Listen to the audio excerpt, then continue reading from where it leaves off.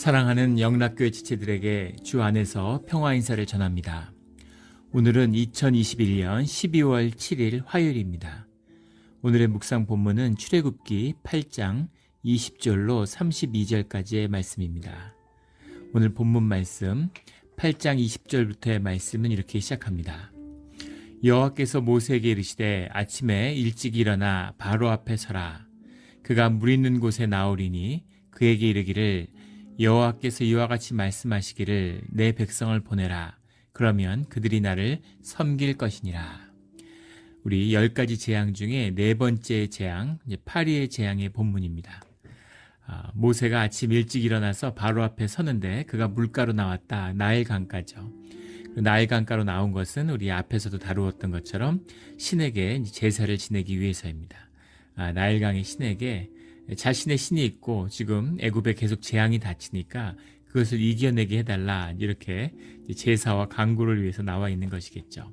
그 앞에 서서 주님의 말씀을 다시 반복해서 선포하고 있습니다.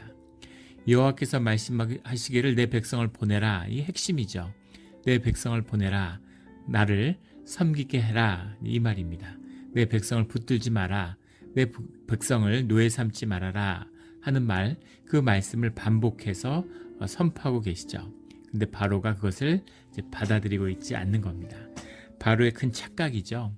주님이 그 백성을 끌어내려고 마음먹으시면 그 외에 무슨 일이겠어요. 이것은 두 가지 측면이 있는 것이죠. 지금 바로도 거부했고 히브리 백성도 모세와 아론이 전한 말씀을 거부했습니다. 그들에게도 하나님이 누구이신가 하는 것을 깨달아 알게 하는 400년 동안 잊혀졌던 주님이 누구신가 하는 것을 만나게 되는 과정이고, 또 그것이 세상을 향하여서도 바로와 애굽을 향하여서도 하나님이 누구이신지를 분명히 밝히는 기간이죠. 이때 주님 안에서 구별돼서 주님께 돌아오는 자들은 모두 주님의 백성입니다. 그들이 히브리 사람이죠. 무슨 혈통에 있는 것이 아니라 또 무슨, 물론 혈통에도 의미가 있겠지만 그렇지 않다 하더라도 히브리인과 결혼한 사람도 있고 그렇지 않은 사람 누구든지 출애굽 과정에서 주님의 말씀을 듣고 돌이키는 자, 그들이 주님의 백성이다라는 것을 성경은 거듭해서 보여주고 있죠. 21절에 내가 만일 내 백성을 보내지 아니하면 내가 너와 내 신하와 내 백성과 내 집들에 파리떼를 보내리니 애굽 사람의 집에 파리떼가 가득할 것이며 그들이 사는 땅에도 그러하리라. 파리떼를 보내리니 했는데, 파리떼라는 게 헤알로브라는 말입니다. 헤알로브라는 말인데, 이것이 이제 아일레브라는 말에서 왔어요. 아일레브라는 말은 이제 믹스, 영어로 하면 섞인다, 이런 말이에요. 섞인 것을 보낸다. 근데 이것을 이제 전통적인 우리 유대 주석 이런 데를 보면은 다 곤충떼로 해석을 하고 있습니다. 섞인 것을 보냈다, 이렇게 하니까. 그런데 다 앞에 이제 하가 붙어 있죠. 하아일로브, 하아일레브, 할로브라는 게 하와 아일레브가 합친 건데, 하라는 게 이제 정관사잖아요. 그때 이런 거죠. 그때를 보냈다. 그러니까 이제 그 애굽 사람들이 익숙하고, 그때 하면 그 사람이야. 그러면은 너나 나나 다 아는 사람이니까 그 사람하고 정관사를 붙이는 것처럼 그때가라는 건 이제 그 익숙한 때, 친숙한 때라는 의미죠. 그런 의미에서 이것이 아주 그 애굽 사람들에게 익숙한 파리떼일 것이다, 이제 이렇게 해석을 하는 것입니다. 그리고 또 이 해석의 의미에는 다른 또 뜻이 있는데, 왜냐하면 70인역이라는 게 있어요. 전통적인 구약의 성경의 판본 가운데 알렉산드리아에 있었던 유대인 공동체 가운데에서 그 헬라어로 구약을 번역한 그런 판본이 있습니다. 70인역이라고 하는데, 이 70인의 사람들이, 랍비가 이것을 번역했죠. 70인의 사람들이 파트를 나눠서 번역을 했는데, 똑같은 날, 똑같은 시에 똑같이 끝나서 이것이 이제 성령의 역사다, 이렇게 받아들여지는 70인역이 있는데, 그 구약이 70인역이 있어서 히브리 판본도 있고 헬라어 판본도 있으니까 그 해석에 대한 이제 비교가 딱 되는 것이죠. 이거 주님의 뜻인 것 같습니다. 히브리어라는 게 한문하고 비슷해서 해석의 여지가 굉장히 넓어요. 근데 이 헬라어라고 하는 건 그 영어보다도 훨씬, 독일어보다도 더 엄밀한 언어죠. 그래서 헬라어로, 신약은 주님의 말씀을 헬라어로 됐기 때문에 비틀 수가 없습니다. 의역을 할 수가 없어요. 딱 정해져 있는 것이죠. 그래서 구약의 뜻도 히브리의 뜻과 이제 헬라어의 뜻이 만나서 그 뜻이 더 분명해지는 거죠. 근데 바로 이 70인역의 키노미아라고 이것을 해석했습니다.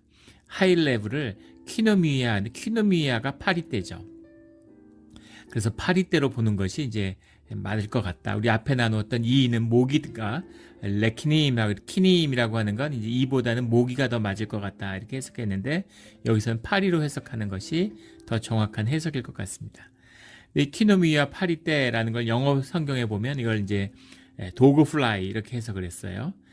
그 학명으로 하면 무스카 카니나라는 거죠. 무스카 도메스티카라는 게 이제 우리가 알고 있는 지파리죠.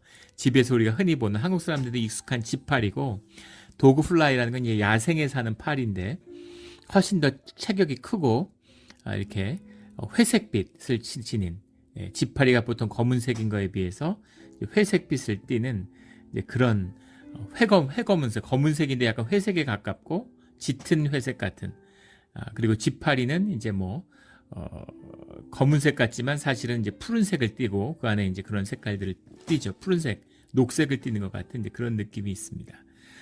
도그플라이, 나쁜 의미죠. 도구라는 게 요즘엔 개를 이제 무슨 반려견이라 그러고 굉장히 귀하게 여기지만, 개라는 게 그냥 동네에서 그냥 사는 거잖아요. 잡식성이기 때문에 똥을 먹죠. 그래서 유대 문화에서도 그렇고 어느 나라 문화나 마찬가지입니다. 개가 이제 더러움의 상징이죠. 더러워서 먹지 말아라, 이제 이렇게 얘기하는 거죠. 우리 문화에도 나쁜 거에 앞에 개를 붙이잖아요. 그래서 개를 앞에 접두어로 붙이면 더 나쁜 의미가 되고, 더 나쁜 의미는 이제 똥을 붙이는 거죠. 그래서 영어는 도그플라이지만 우리말로는 똥파리가 되는 거죠. 이 똥파리입니다. 도그플라이라고 하는 것. 이것이 이제 키노미아의 뜻이죠. 그런데 사실은 학자들의 그 주석 가운데서는 이것이 단순히 도그플라이가 아니라 글로시나 팔팔리스라고 하는 아프리카에 있는 강가에 사는 파리를 지칭하는 거다. 아프리카 파리죠. 글로시나 모리스탄스 이런 것은 이제 사바나에 사는 아프리카 파리고, 글로시나 푸스카 이러면 숲에 사는 파리인데, 글로시나 팔팔리스라고 하는 강가에 사는 파리가 이 나일강 주변에 사는 파리라는 겁니다. 이 파리가 무시무시한 파리예요. 이걸 이제 흔히 채채파리라고도 하죠. 흡혈파리입니다. 다니면서 파리라는 게 똥도 먹고 시궁창 같은 데 살다가 밥에 앉아서 밥을 먹고, 그러니까 병균으로 옮는 건데, 이것은 이제 피를 빨아요. 그러니까 더러운 균을 피 속에 넣으니까 얼마나 무섭고 이게 더럽습니까? 더 무서운 거는 이것이 우리가 흔히 수면병, 사람에게는 수면병, 동물은 나가나병 이렇게도 부르는데, 이 파리가 물고 나면, 물려서 피를 빨리고 나면 사람이 시름시름 앓고 계속 자는 거죠. 자고 또 자고 자다가 이렇게 죽는, 그냥 수면병이라고 불리는 이게 이제 채채파리인데, 이것이 글로시나 팔팔리스라고 하는 아프리카 파리의 이제 그 모습입니다. 그러니까 정말 무시무시한 파리떼죠. 이 파리떼가 창궐하면 완전히 그 문명이 초토화되는 거죠. 파리떼들이 온 애굽의 집들을 다 채울 것이다, 이렇게 주님이 말씀하시는 겁니다. 22절에 그날에 나는 내 백성이 거주하는 고센 땅을 구별하여 그곳에는 파리가 없게 하리니 이로 말미암아 이 땅에서 내가 여호와인 줄을 내가 알게 될 것이라. 주님이 이 이적을 행하시는 그 분명한 뜻은 주님이 여호와인 줄을 알게 하시는 거죠. 똑같은 재앙, 똑같은 이적이에요. 그런데 이것이 고센 땅에 있는 히브리인들에게는 은혜의 사건으로 주님의 임재를 경험하게 되는 것이고, 애굽 사람들, 애굽의 궁전과 바로와 신하들에게는 이것이 재앙과 심판으로 주님이 계시다는 것을 알게 되는 것이죠. 이것이 마지막 때에 재앙의 참된 뜻입니다. 세상이 재앙으로 뒤덮여요. 근데 그 가운데서 보호하심과 은혜를 경험하게 되는 거죠. 이것이 주님이 우리와 함께 하시는 마지막 때의 비밀입니다. 재앙이 끊이지 않고, 지금 세상을 보세요. 정말 왜 세상에 악이 창궐하고, 정치를 봐도 나라마다 정말 악인이 악인이 일어나는, 악의 권세가 창궐하는 이제 그런 때죠. 정치가 이렇게 타락하고 이렇게까지 악이 창궐하는 때는 정말 일찍이 없었던 것 같은, 이제 보지 못하던 그런 일이죠. 예전 같으면 정말 말 한마디, 행동 하나로도 정치인들이 정치 생명이 날아가고 그랬는데 요즘엔 정치인들 보면 무슨 거침이 없죠. 말도 막 하고 정과 몇 범 이런 사람들이 무슨 정치가로서 활약하고 예전에는 잘못이 드러나면 막 사과하고 죄송해 하는 것이라도 있었는데 요즘엔 그런 것도 없죠. 그래서 어쨌다는 거냐 이런 식으로 아주 철면피로 거짓말을 하고 자연은 어떻습니까? 예전에 100년에 한 번 올까 말까 한 재앙이 요즘엔 1년에 열댓 개씩 온다는 거잖아요. 한 10여 년 전에 카트리나라고 우리가 이름도 기억하잖아요. 미국 남부를 휩쓸었던 그런 걸로 인해서 재앙이 엄청났죠. 국가 재앙이 선포되고 대통령이 현장에서 재앙을 지휘하고 미국을 강타한 엄청난 재앙, 100년 만의 재앙이라고 떠들썩했습니다. 그게 3등급 태풍이에요. 5등급까지 있는데 3등급 태풍인데 미국이 떠들썩하고 난리였죠. 그런데 금년에 4등급 태풍이 2개나 미국을 덮쳤습니다. 4등급이니까 1등급이 높은 것 같지만 3등급 태풍보다 10배 센 태풍이래요. 상상할 수 없는 태풍이죠. 그게 2번을 연달아 미국 남부를 강타했는데 그 눈폭풍의 여파로 난리였죠, 완전히. 그런데 그게 그렇게 큰 이슈도 안 되고 이름도 아무도 모르죠. 이름이 알려지지도 않고 뉴스에서도 크게 다루지도 않아요. 코로나 같은 게 덮쳐서 수십만 명이 죽는데 그깟 태풍이 뭐냐 대수냐 이런 거죠. 이런 시대가 됐습니다. 상상할 수 없는 재앙 가운데 살고 있어요. 근데 이 재앙의 뜻은 우리가 그 가운데서 주님의 임재와 주님의 섭리를 다시 한번 깊게 느껴야 되는 것이죠. 재앙이 왔다고 해서 지붕이 날아갔다고 해서 주님의 임재를 깨닫고 주님을 만납니까? 그렇지 않은 것처럼 파리떼, 모기떼, 개구리떼가 휩쓴다고 해서 주님의 임재를 경험하고 만난다? 이제 그런 것은 아닌 거죠. 그런데 그 가운데 선포되는 주님의 말씀이 있고 그 말씀 가운데 그 재앙의 참된 뜻을 깨달아야 한다는 겁니다. 믿는 자들, 주님의 자녀들은 그 가운데 주님의 보호하심이 있고 참 그 은혜잖아요. 수십만 명이 죽고 이 어려움이 있는데 저희 돌이켜보면 지난 2년간 우리 교회에서는 돌아가신 분은커녕 아픈 분도 없었어요. 이런 보호하심이 있는 거죠. 참 감사함, 오직 감사함이고 은혜죠. 지금도 교회에서 매주 예배 드리고 이러는데 병이 창궐하고 재발하고 이러는데 아무 어려움 없이 이 위기를 은혜 가운데 예배 가운데 지나가고 있습니다. 이것이 주님이 주시는 은혜죠. 주님의 보호하심입니다. 파리가 창궐하는데 흡혈파리가 휩쓰는데 고센 땅에 있는 주의 자녀들은 그 가운데 보호하심을 받는 거죠. 똑같이 주님이 여호와이신 줄을 알게 되는 것입니다.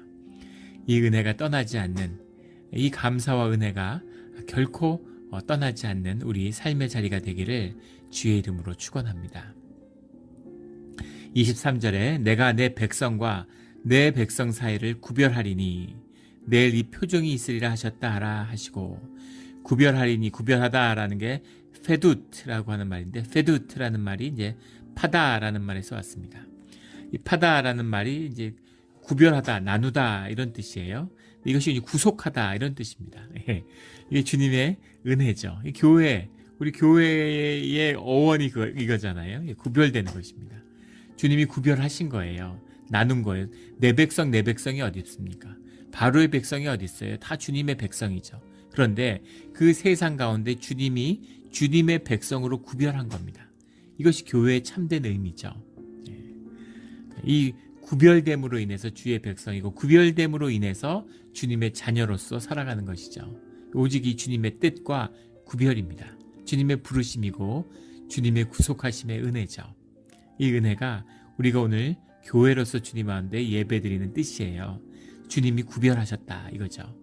내일 이 표징이 있으리라. 내일이라고 하는 것은 주님이 시간을 주시는 거죠.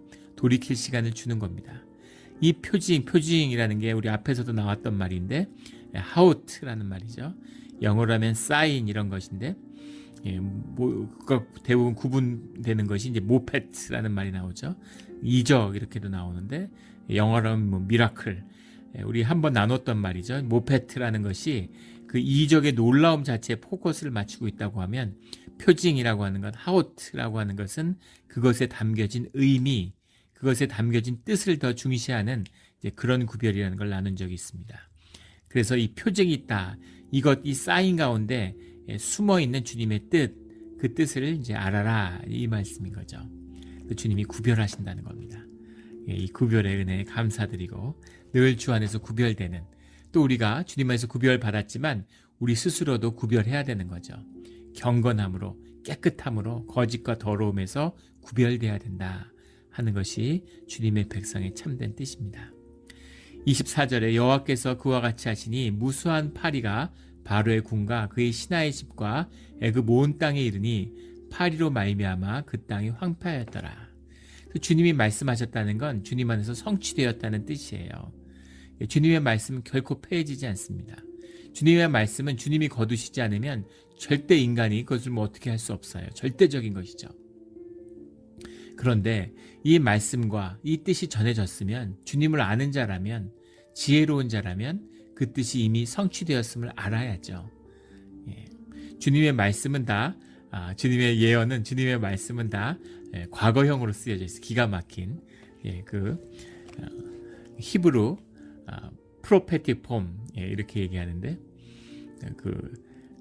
주님이 네가 아프면 고쳐주겠다, 이게 아니라 네가 아프면 고쳤다, 이렇게 말씀하시는 거죠. 아직 아프지 않았는데, 아픈 사건도 없었는데 고쳐졌다라는 것을 성취된 사건으로 기술해요. 왜냐하면 주님의 말씀은 성취된 것이기 때문이에요.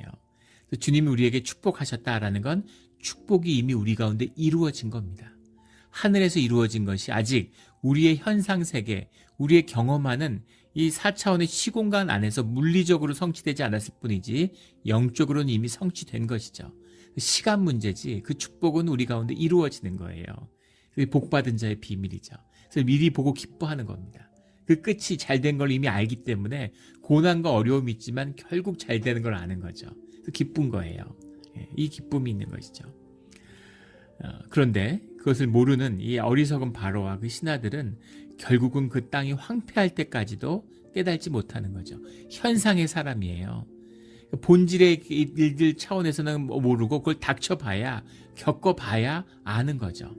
그래도 본질을 만나지 못해요. 현상만 잘 되면, 현상만 괜찮으면, 죽음 뒤에 우리의 심판이 있고 영생이 있다는 그 본질의 세계를 아무리 얘기해도 현상에 속한 사람은 그게 와닿지 않는 겁니다. 실감이 나지 않는 거죠. 그래서 막 죽을 것 같으면 내가 주님의 뜻대로 뭐든지 하겠습니다. 그러다 살만하면, 숨을 쉴 수 있게 되면 그런 게 어딨어 이러고 또 그냥 뭐 사는 거지. 돈만 좀 많으면 좋겠네. 또 이렇게 되는 것이죠. 이것이 현상에 속한 사람. 현상에 속한 사람은 현상의 질서의 본질이 뭐예요? 돈이잖아요. 그게 마귀잖아요. 거짓입니다. 거기에 굴복할 수밖에 없는 것이죠. 그래서 결국 바로도 왜 이렇게까지 어리석을까? 어떻게 이렇게까지 악할 수가 있을까? 우리의 모습이죠. 현상의 사람입니다. 돈을 섬기는 자들이에요. 현상을 섬기는 자들은 결국 현상의 노예가 될 수밖에 없는 것이죠. 그 본질이 무엇인가를 성경이 적나라하게 보여주고 있는 겁니다. 내가 이적을 만나면, 좀 큰 복을 받으면 그러면 주님 따르지. 우리 애 정말 하버드만 보내주면 내가 주님을 믿고 교회 다닐 거야. 사업만 잘 되면, 어떻게 집만 생기면, 어떤 일이 생겨도 그런 걸로 주의 자녀가 되지 못한다라는 겁니다. 그래서 이 본질의 역사이기 때문인 거죠. 25절에 바로가 모세와 아론을 불러 이르되 너희는 가서 이 땅에서 너희 하나님께 제사를 드리라. 그걸 허락하는 거죠. 땅이 황폐해지니까, 현상세계가 황폐해지니까 가라, 이렇게 얘기해 주는 겁니다. 26절에 모세가 이르되 그리함은 부당하니이다. 지금 타협을 시도하고 있어요. 이 노예를 풀어주면 노예가 숫자도 많고 통제할 수 없다는 걸 알죠. 그러니까 내보내지 못하는 겁니다. 그러니까 너희가 제사를 지내기 위해서 나가겠다는 거니까 나가지 말고 여기서 제사를 지내. 제사를 지내고 주님을 섬긴다는 참된 뜻은 그 백성이 구별되고 그 백성을 풀어주라는 건데, 풀어줄 뜻은 없고 노예로 삼을 테니까 제사만 드려. 노예로 삼는다는 게 말이 되지 않죠. 손님으로 왔어요. 게스트로 왔는데 그걸 종으로 삼는다는 게 있을 수 있는 겁니까? 종으로 삼아서 종으로 부리다 보니까, 그게 좋다 보니까 그걸 이제 당연하게 받아들이는 거죠. 현상에서 그런 일이 벌어지니까 그게 전부니까 그걸 당연하게 받아들여 자기 권리라고 생각하는 거죠. 예전에 무슨 한국의 영화 중에 부당거래인가 뭐 정확히 기억은 안 나는데 거기에 유명한 아주 명대사가 있었죠. 예. 호의가 계속되면 그걸 사람들은 선의가 계속되고 호의가 계속되면 그걸 권리인 줄 안다. 뭐 이런 얘기를 거기 나오는 주인공이 검사로 나오던 주인공이 했던 대사가 있죠. 그런 것처럼 이 현상의 질서가 반복되다 보니까 그걸 당연하게 여기고 자기 권리처럼 여기는 거예요. 은혜인데 그걸 권리라고 생각하는 겁니다. 당연히 누려야 되는 것이라고 생각하고 있는 거죠. 그래서 제사는 내가 드리게 해줄게. 그런데 노예에서는 못 풀어주지. 이제 이런 얘기죠. 근데 그 이야기를 듣고 모세가 그렇게는 못합니다 라고 얘기하는 겁니다. 우리가 하나님 여호와께서 제사를 드리는 것은 애굽 사람이 싫어하는 바인즉 우리가 만일 애굽 사람의 목전에서 제사를 드리면 그들이 그것을 미워하여 우리를 돌로 치지 아니하리까. 이 애니미즘, 그런 다신교 사회죠. 그래서 애굽에서는 동물들을 신으로 섬겨요. 인도의 힌두교 같은 것도 그렇죠. 그리고 그 중에서도 소는 다산의 상징이고 굉장히 중요한 신이죠. 그런데 소를 잡아서 희생제사를 드린다? 있을 수 없는 일입니다. 그 헤로도토스가 쓴 애굽 사람들은 신심이 유난했던 것이죠. 우상 숭배가 아주 대단했던 것인데 그 역사 기록에 보면 애굽을 여행할 때 경계해야 될 거에 대한 이야기가 나옵니다. 애굽을 여행하다가 고양이를 죽였는데 고양이를 죽였다고 사형을 당한 사람들에게 몰매를 맞아 죽는 이제 그런 기록이 남아 있습니다. 그래서 애굽 안에서 제사를 지낸다 이런 건 상상할 수 없죠. 아마 그런 것을 의도하지 모르지 않을 텐데 지금 모세가 아는데 바로가 모르겠습니까? 근데 바로가 이것을 애굽 안에서 제사를 지내라 이렇게 얘기한 것이 지금 왕권의 힘으로 왕의 힘으로 누르지 못하니까 이걸 애굽 사람을 이용해서 어떤 정치적 갈등으로 만들려고 하고 지금도 뭐 정치인들이 흔히 쓰는 방법이죠. 그런 악한 의도가 있지 않았을까 이제 이런 것도 보게 됩니다. 그렇게 되면 사람들이 분노해서 사람들에게 핍박을 받는 내가 원하던 건 아니고 난 허락했는데 사람들이 용납을 안 한다 이제 이렇게 피할 수 있는 것이죠. 근데 사람들이 우리를 돌로 치지 아니하리까. 외국 사람들은 이제 히브리 사람들처럼 돌로 치는 이제 그런 식의 풍습은 없는데 사람들이 돌로 징계하는 절대 왕권 사회니까. 하지만 이제 그런 소요가 일어날 거에 대한 이제 우려를 얘기하는 거죠. 27절에 우리가 사흘길쯤 광야로 들어가서 근데 실제 이 애굽에서 고센 땅에서 그 시내산까지의 길이 한 사흘길이라고 그러죠. 걸어서 사흘길입니다. 요즘에 그런 성지 순례 가는 분들은 차를 타면 뭐 당일로 이제 간다고 그러시더라고요. 이렇게 가까운 거리인데 거기에 가서 우리가 하나님 여호와께 제사를 드리되 우리에게 명령하시던 대로 하려 하나이다. 그러니까 주님이 인도하시는 뜻대로 합니다. 제사를 드리고 주님이 광야로 가라 그러면 그냥 가는 거죠. 그렇게 할 겁니다라는 걸 완곡하게 표현하고 있습니다. 28절에 바로가 이르되 내가 너희를 보내리니 너희가 너희의 하나님 여호와께 광야에서 제사를 드릴 것이나 너무 멀리 가지는 말라. 그런즉 너희는 나를 위하여 간구하라. 미묘한 긴장이 있죠. 그럼 그래 풀어줄게. 너희 원하는 대로 다 해. 너무 멀리 가지 마라. 이건 무슨 말이겠어요? 여차하면 애굽에 전차대가 가가지고 다 끌어오고 다 진멸할 수 있는 그 거리에 있어라 하는 경고죠.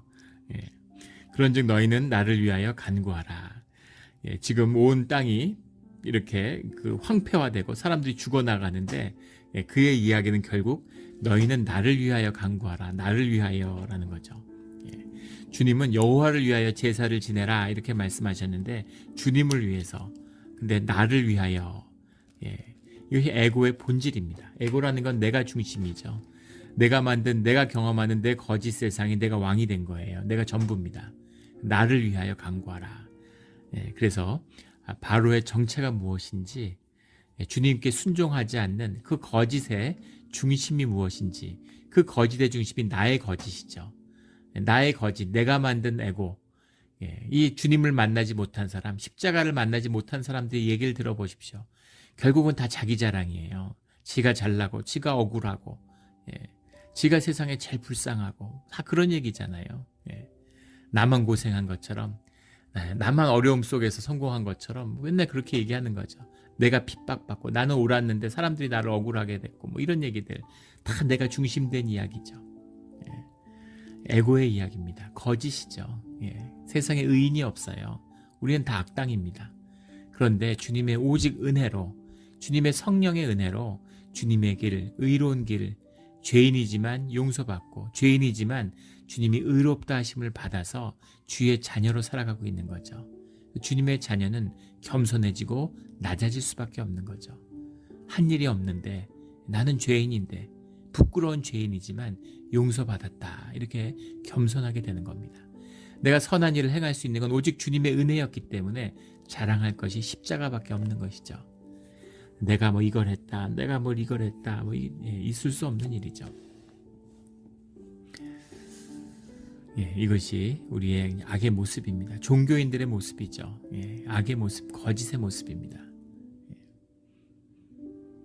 29절에 모세가 이르되 내가 왕을 떠나가서 여호와께 간구하리니 내일이면 파리떼가 바로와 바로의 신하와 바로의 백성을 떠나려니와 바로는 이 백성을 보내어 여호와께 제사를 드리는 일에 다시 거짓을 행하지 마소서. 한 번 더 믿어주는 거죠. 주님의 뜻 가운데 다시는 거짓을 행하지 마라. 모세가 바로가 약속했겠죠.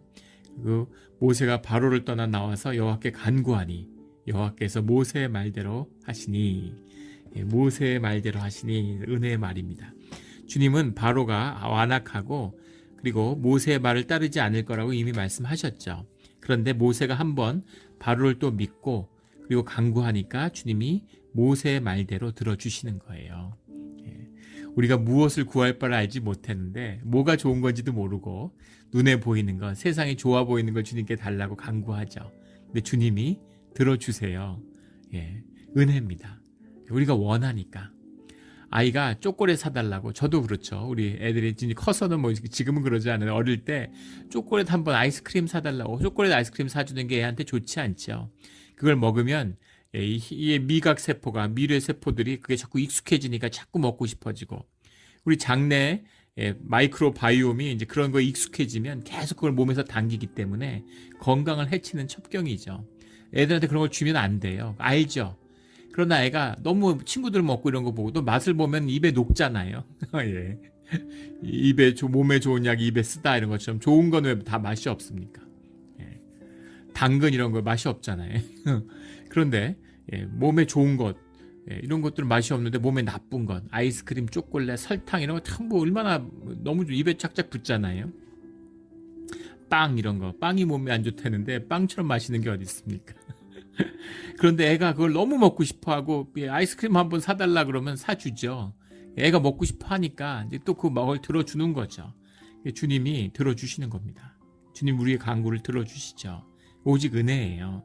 은혜로 들어주시는 거죠.